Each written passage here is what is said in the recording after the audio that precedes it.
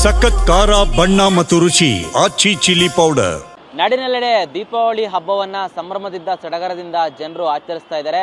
ಅದೇ ರೀತಿ ಬೆಂಗಳೂರಿಗರು ಕೂಡ ತಮ್ಮ ಮನೆಗಳಲ್ಲಿ ಕಚೇರಿಗಳಲ್ಲಿ ದೀಪಾವಳಿ ಹಬ್ಬವನ್ನ ಸಂಭ್ರಮದಿಂದ ಆಚರಿಸಲು ಸಿದ್ಧರಾಗ್ತಾ ಇರುವಂತದ್ದು.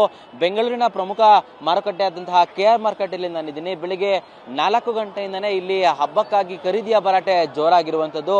ಸಾವಿರಾರು ಸಂಖ್ಯೆಯಲ್ಲಿ ಇವತ್ತು ದೀಪಾವಳಿ ಹಬ್ಬವನ್ನು ಆಚರಿಸೋದಕ್ಕೋಸ್ಕರ ತಮ್ಮ ಮನೆಗಳಿಗೆ ಕಚೇರಿಗಳಿಗೆ ಬೇಕಾದಂತಹ ಹೂಗಳನ್ನು ಕೊಂಡ್ಕೊಳ್ಳಲು ಬಾಳೆಕಂದನ್ನು ಕೊಂಡ್ಕೊಳ್ಳಲು KR ಮಾರ್ಕೆಟ್ಗೆ ಬೆಳಿಗ್ಗೆ 4 ಗಂಟೆಯಿಂದನೇ ಬಂದಿರುವಂತಹ ದೃಶ್ಯವನ್ನು ನಾವು ಗಮನಿಸಬಹುದು. ಬೆಲೆ ಏರಿಕೆ ಬಿಸಿ ಮಧ್ಯೆಯೂ ಸಹ ಈ ರೀತಿಯಾಗಿ ಜನರು ಬೆಳಿಗ್ಗೆಯಿಂದನೇ ಅಂದರೆ 4 ಗಂಟೆಯಿಂದನೂ ಸಹ ಸಾವಿರಾರು ಸಂಖ್ಯೆಯಲ್ಲಿ ಖರೀದಿಗೆ ಮುಗಿಬಿದ್ದಿದ್ದಾರೆ. ಪ್ರಮುಖವಾಗಿ ಹೂವಿನ ಖರೀದಿ ಇವತ್ತು ಜೋರಾಗಿರುವಂಥದ್ದು ದೃಶ್ಯದಲ್ಲಿ ಗಮನಿಸಬಹುದು.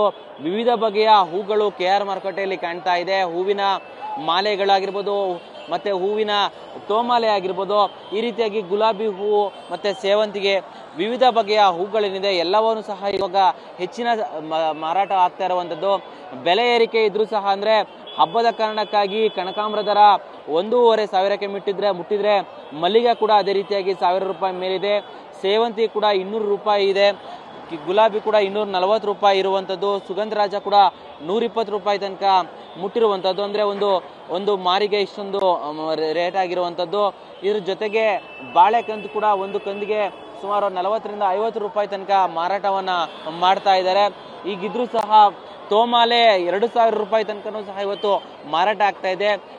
ಅಂದ್ರೆ 2 ದಿನದಿಂದನೂ ಸಹ KR ಮಾರುಕಟ್ಟೆಯಲ್ಲಿ ಈ ರೀತಿಯಾಗಿ ಖರೀದಿಯ ಭರಾಟೆ ಜೋರಾಗಿದೆ. ದೀಪಾವಳಿ ಹಬ್ಬ 3 ದಿನ ಆಚರಣೆ ಮಾಡೋದ್ರಿಂದ ಕಳೆದ ಭಾನುವಾರದಿಂದನೂ ಸಹ KR ಮಾರುಕಟ್ಟೆಯಲ್ಲಿ ಈ ಖರೀದಿಯ ಭರಾಟೆ ಜೋರಾಗಿರುವಂಥದ್ದು. ಅಂದ್ರೆ KR ಮಾರುಕಟ್ಟೆ ಮಾತ್ರವಲ್ಲ, ಬೆಂಗಳೂರಿನ ಅನೇಕ ಮಾರುಕಟ್ಟೆಯಲ್ಲಿ ಇದೇ ರೀತಿಯಾಗಿ ಹೂಗಳ ಖರೀದಿ ಜೋರಾಗಿರುವಂಥದ್ದು.